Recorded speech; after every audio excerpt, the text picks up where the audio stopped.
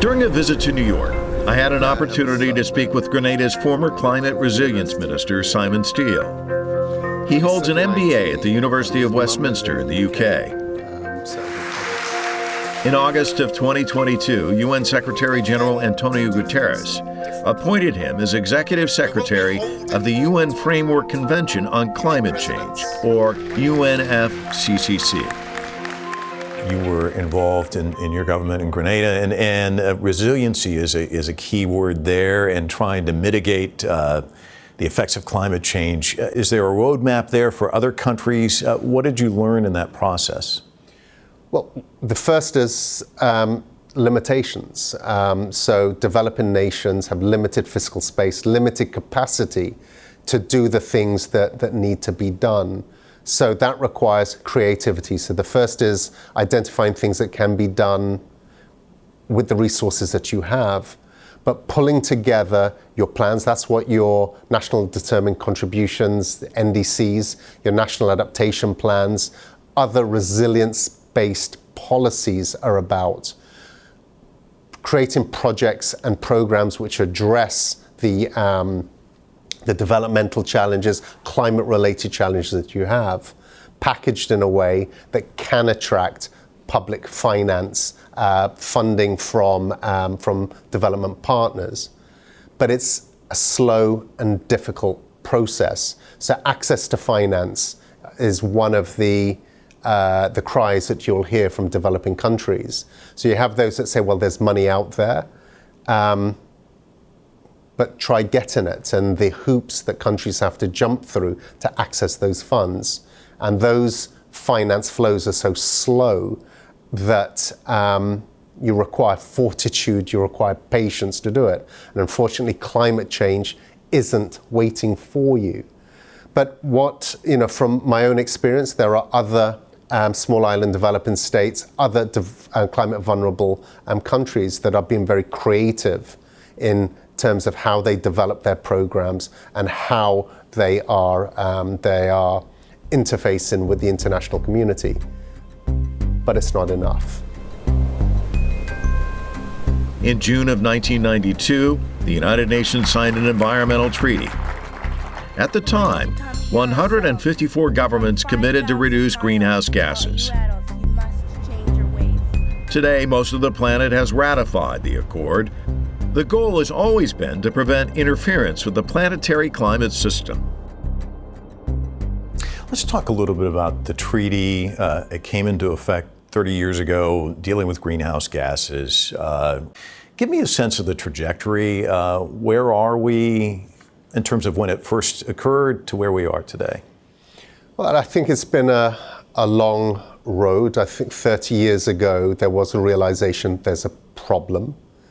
And there's a problem that requires countries, nations, parties to come together to resolve them. But as the years have ticked away, and I think the landmark agreement was in 2015 with the Paris Agreement, where it was recognized that the Kyoto Protocol, which preceded it, wasn't sufficient, wasn't inclusive enough of whether it was countries, whether it was non-state actors, that what went before was insufficient.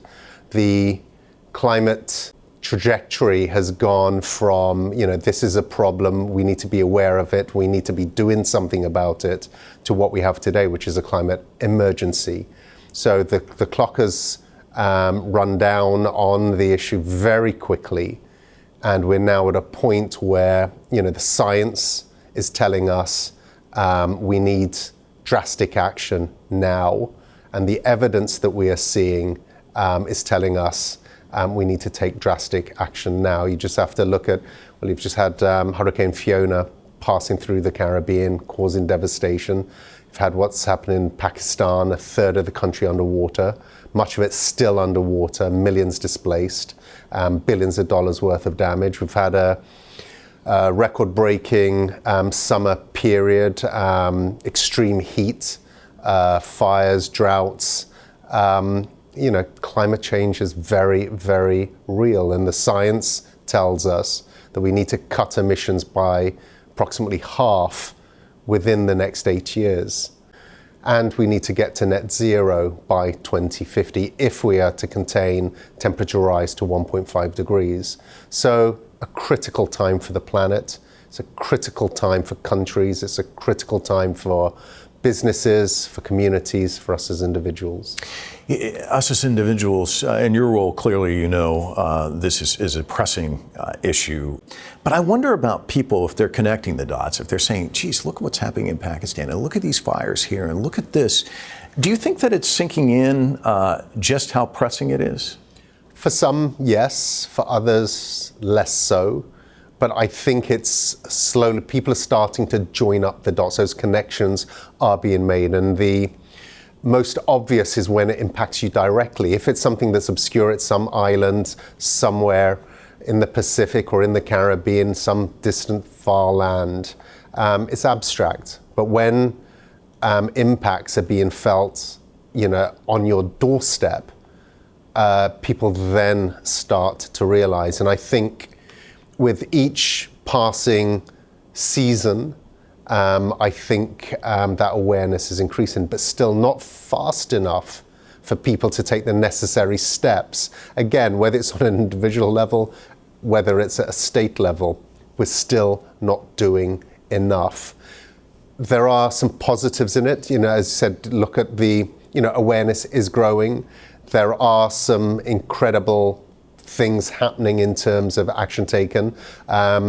If you look at where we were with renewable energy 10 years ago, where we are now, technologies that were not viable in the past are now, offering us pathways to how we need to do this. And what is both encouraging and frustrating about where we are right now is the solutions are at our fingertips. They are there.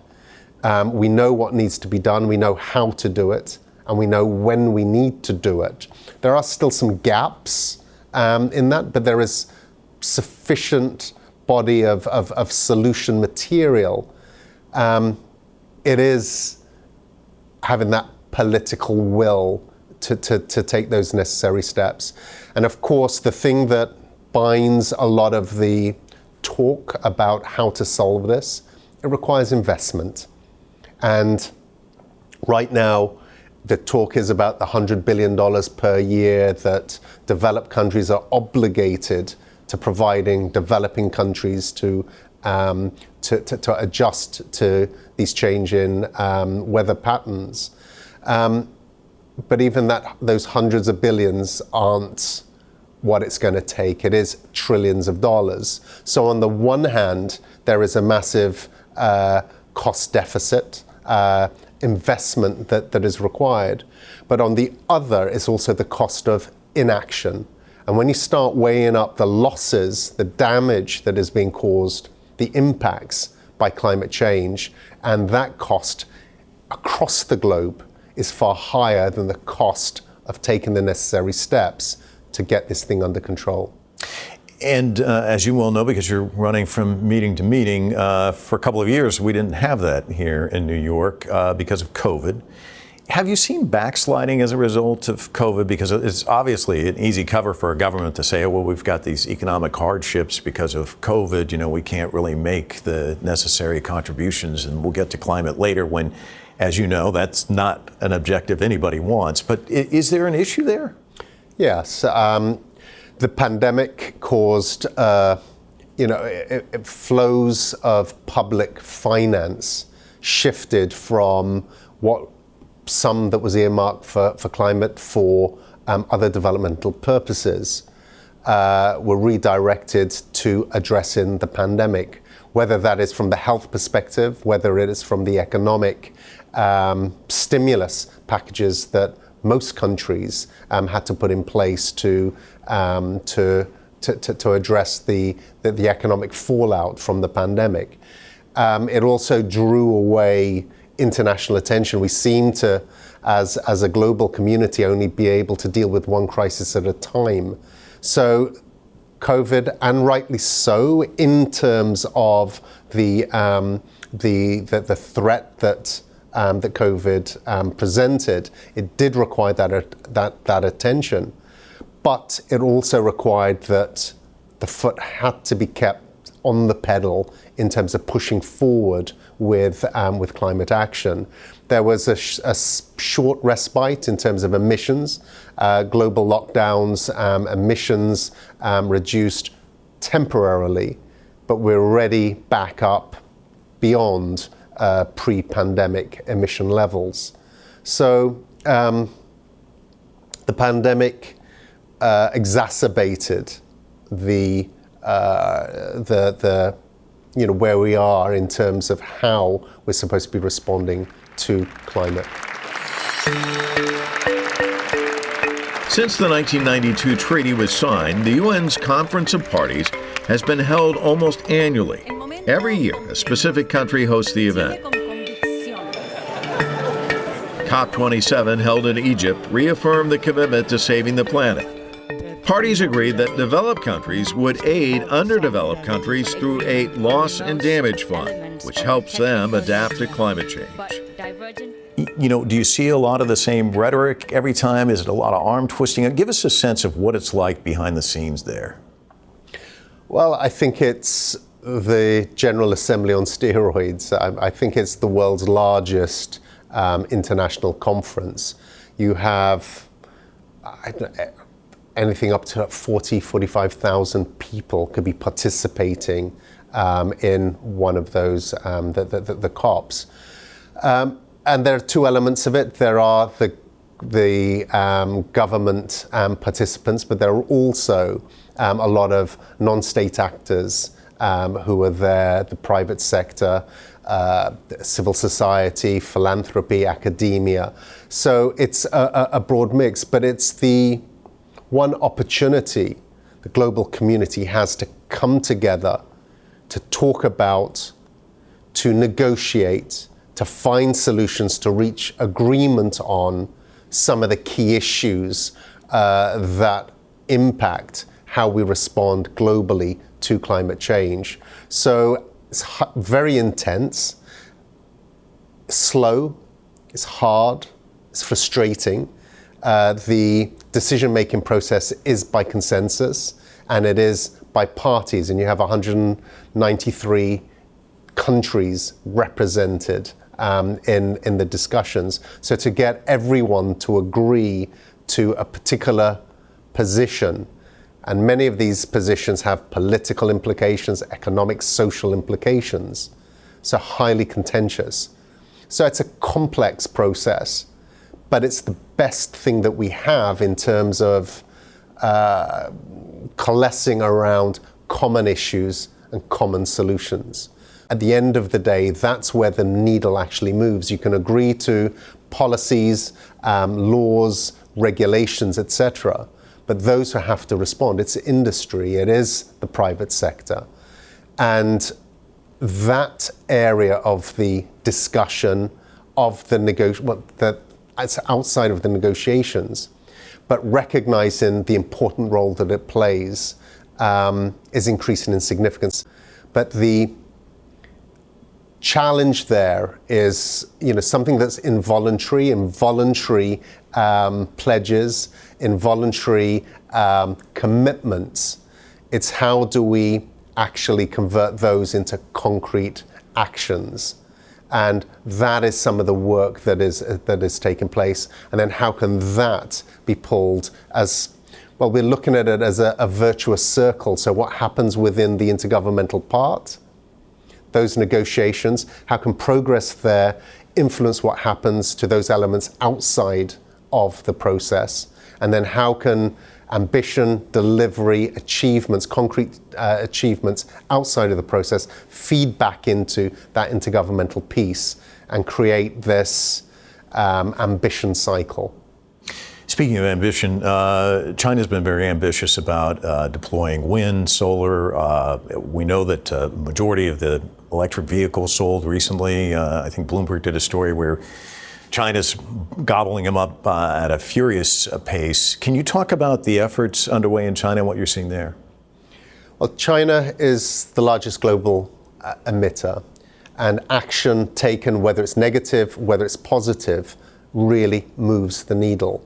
So there have been some significant initiatives there, developments in solar, developments in wind, developments in other alternative energies, which are making a difference. The question, though, is the scale of the change, this shift, this transition from fossil fuels to renewables is on such a massive scale. What needs to happen, and this is, we talk about China, it's within the G20. So look at that as a collective. As a collective, 85% of global emissions, 85% of global emissions, and 80 to 85% of global GDP. So within that grouping, you have both problem and the solution.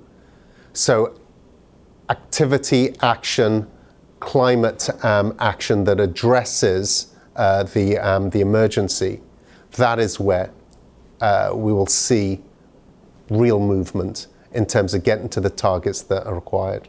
You mentioned Paris earlier. We remember back, it was President Xi and President Obama who really pushed that across the finish line. Clearly, you have to have these world leaders in top economies working well together. There's been friction, the trade war, that sort of thing. Is it a concern on your part at all that those frictions spill over into this lane as well? There is that risk. And I think that is the greatest threat to a successful outcome. What we're asking is for parties to create a safe political space within the discussions, which allow the focus to be on the substantive issues of pushing the climate agenda forward, and whether, and it may be naive in asking for this, but whether we can insulate those issues from the geopolitics that is happening around this. I mean, this is where we were in Glasgow. Glasgow had its own challenges.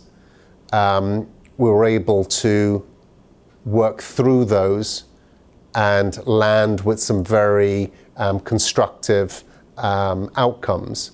And what is significant about the Egypt COP is that it signals it's a pivot from negotiations.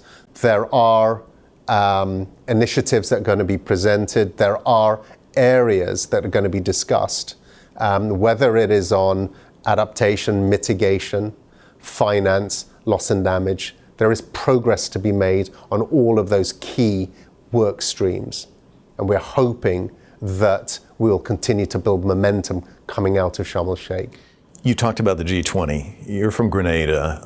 It's obviously one of the countries that's vulnerable. Are the voices of the vulnerable being heard? Do they have a seat at the table? They do. And I can attest to that. Whether their voices are being translated into the urgency of action and the scale of action is another question. But they certainly have that opportunity.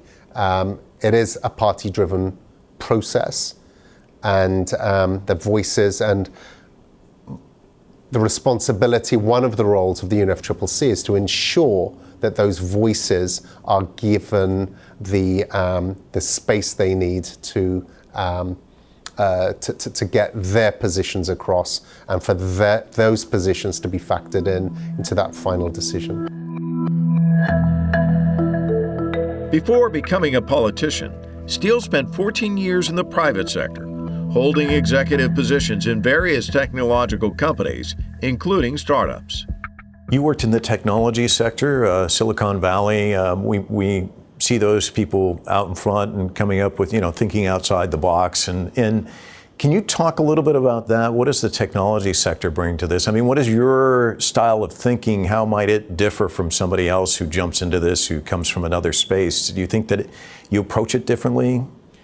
Well, I come from the private sector. I come from the public sector. I've worked in government dealing with the issues that countries, governments all around the world are faced with, balancing dealing with literally fighting fires and what is immediately in front of you, and trying to develop your country, education, healthcare, welfare, etc.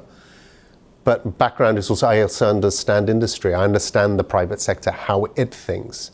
But bringing those two elements together, innovation of the private sector, the energy, the creativity, has a major role to play in finding solutions.